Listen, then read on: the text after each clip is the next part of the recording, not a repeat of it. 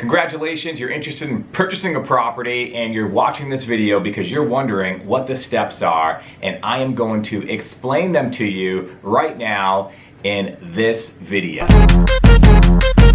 Thanks so much for watching. My name is Chris Martin, real estate agent, investor, coach, and if you have not already, make sure you subscribe to the channel and check out some other videos on this page that can help you in your journey. Congratulations, you've received your pre-approval and now you are ready to go shopping for the home of your dreams. Maybe it's your starter home, maybe it's the home of your dreams, maybe you're downsizing, whatever that case is.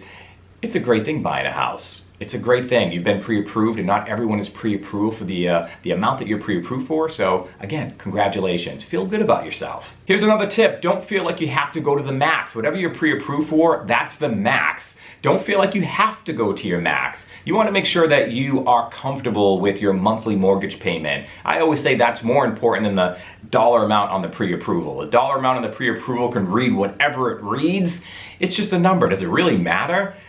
As much as your monthly payment? I say no. I say your monthly payment is more important because that's what you're going to be paying out on a monthly basis. So make sure you're comfortable with your monthly payment, everything that's rolled up in your monthly payment, your principal, your interest, your taxes, your insurance. If you're purchasing a condo, your condo fee, all of that stuff on a monthly basis. Are you comfortable with that payment? And as long as you are, I don't really care what that purchase price is. I'd rather see you guys comfortable with your mortgage payment, your monthly payment on a monthly basis, and that's what I say to keep an eye out for and be comfortable with that. Step number 3, your offer gets accepted, and a home inspection is really the next crucial step in this transaction if you're doing a home inspection. So before the home inspection, you are giving a deposit once your offer gets accepted. Typically it's $1,000, but that could vary. Your $1,000 deposit goes to the listing company and it's being held in escrow. It does go towards your purchase price. So it's being held in escrow, in an escrow account, and it goes towards your purchase price. So it's not lost, it's being held to bind the deal. And that amount is being held and you have the ability to do a home inspection. Now the home inspection is the most crucial time frame of a deal because you could walk away as a buyer. You can literally walk away from the deal if you are not comfortable with buying that property for any reason, really. So unless you're putting in specific terminology, specific terms in the offer, like informational purposes only, and buyer not to walk away from the home inspection unless the repairs exceed $20,000 or whatever that is. So just be careful with that language and don't put that language in unless you intend to follow through with that language. So you don't want to put for informational purposes only and then feel like you want to walk away. The seller could say, hey, that was for informational purposes. You got your information, so let's keep it moving. So if you want a typical home inspection, just keep that contingency in there. It gives you the right to walk away. It gives you the right to conduct that home inspection. That home inspection is where you, a buyer, will hire an inspector. And again, your agent, if it's myself or another agent, I would refer a couple of home inspectors to you. I don't have any financial interest in which one you pick other than the relationships that I have with them, knowing that they're quality, licensed home inspections that my other clients have used in the past.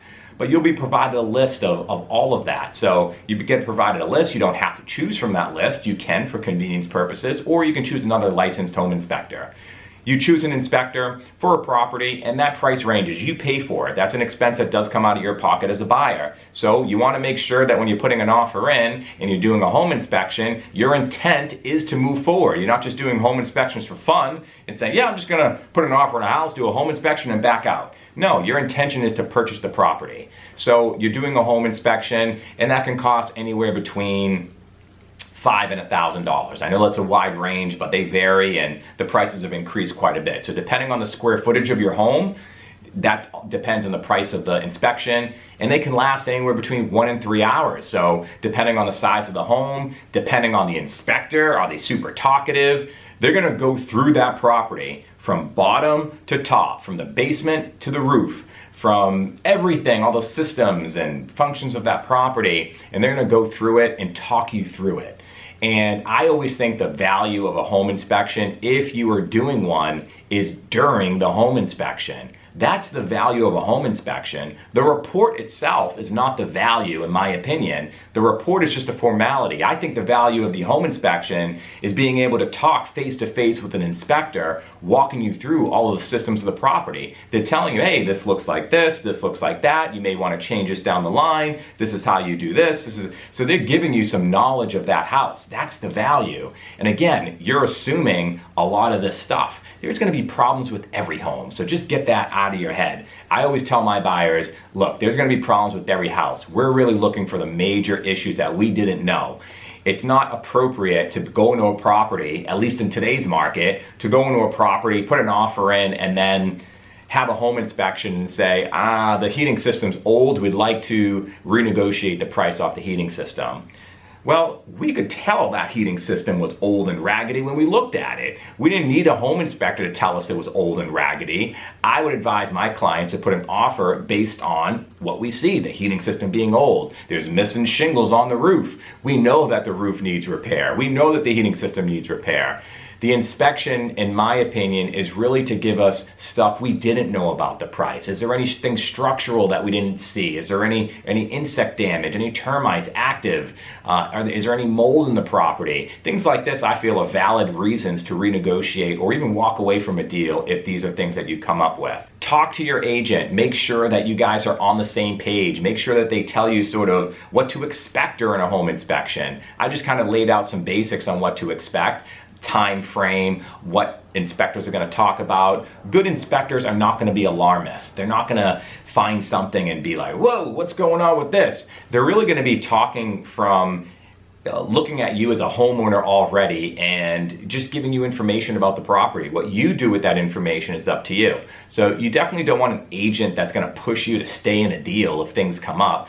You really want to let them know that, hey, I'm not comfortable. And if you're not comfortable, then you do have the right to walk away from that deal. If you are comfortable and willing to move forward, you also have the right to renegotiate right there within that time frame, as long as you do it within the home inspection deadline. So make sure you have an agent that's keeping a close look at the deadlines and telling you what those deadlines are so you can actually exercise your rights within those deadlines. So a home inspection happens, you can walk away from the deal if things are just, whoa, things happen, there's mold everywhere and structurally there's beams and all types of stuff that needs replacing. You just feel like this is overwhelming and you want to walk away from the deal, you can do that. Or you can renegotiate. Maybe there is mold, but it's a small area of mold and maybe the bathroom ceiling fan wasn't working, and there's a clear reason why it's there and you just want to get that remediated professionally by a company. That may not be an extreme amount of money and you may want to have that taken care of by the seller. You can do that. You could also ask for a credit back,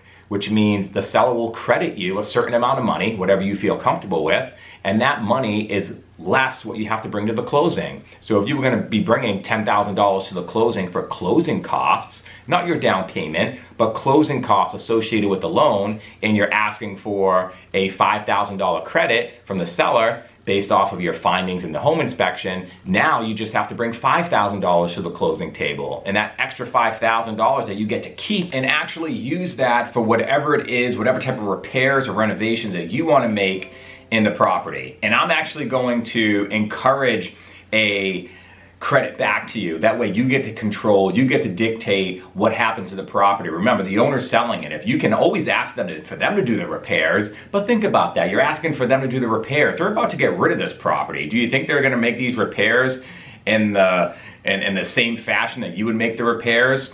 I'd much rather see a credit back to you. You control who you hire and you can control what you repair, how those repairs are made, and so on and so forth. So if it's up to me, I'm always going to encourage, or at least most of the time, encourage my clients to go with the seller credit. That way you get to control the repairs on that property. If you are having the seller make the repairs, let's just say you want them to remediate the mold, if there's some small mold in there, then just make sure you word that correctly so they know they have to provide, for instance, documentation. So they can make the repairs as long as they provide documentation from a professional mold remediation company and their Uncle Larry's not going in there and just trying to scrub it with bleach real quick and take a couple pictures and saying, yep, it's done. No, we want that done to a certain caliber, and we want to be able to dictate how that's done. Because you know, if you don't tell them, they would have their Uncle Larry in there scrubbing away, doing something. He's got a cigarette hanging out of his mouth. Yeah, I can remove some mold, and you don't want that to be the case. So your inspection is now complete, and you can get a report. A lot of the times the inspectors will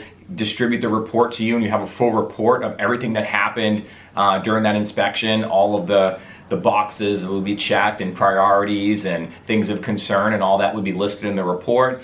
Again, I feel the true value is having that inspection done and the communication that you're having with the inspector. By the time you get the report, you really already know whether you're going to walk away from that property or not, if you feel comfortable moving forward or not. Are you going to renegotiate or not?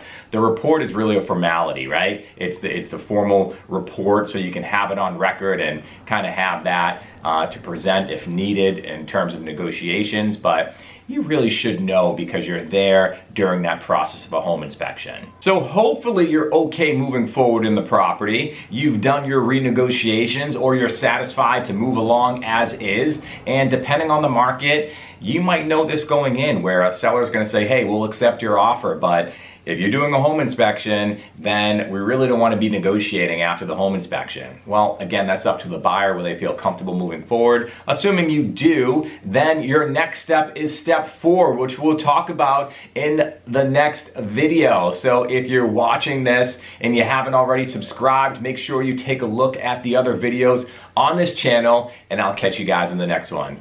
Peace.